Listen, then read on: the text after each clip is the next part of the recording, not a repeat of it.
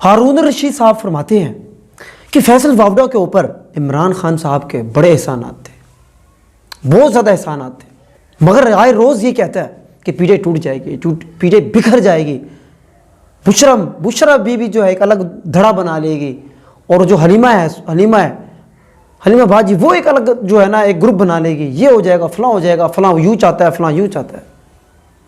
अवाम कुछ नहीं है, असल चीज़ तो डब्बे हैं जो डब्बे भर भर के आएंगे, ये होगा वो होगा। तो हारून रशीद साहब फरमाते हैं कि यार ये शख्स जो है ना 5वें नंबर पर आया था, 5वें नंबर पर, लेकिन खान साहब ने इसको क्या बना दिया, MNA बना दिया, MNA।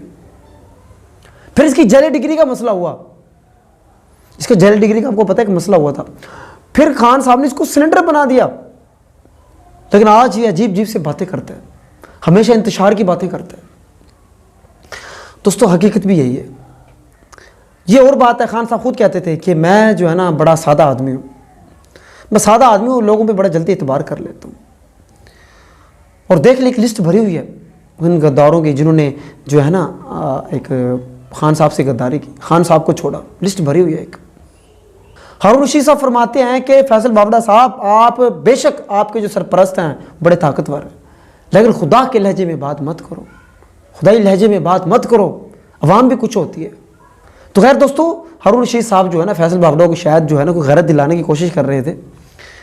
बस खैर उनको अब आती है कि नहीं आती है वो तो अब देखते हैं, लेकिन बात है दोस्तों ये हकीकत है, कोई शक नहीं इसमें।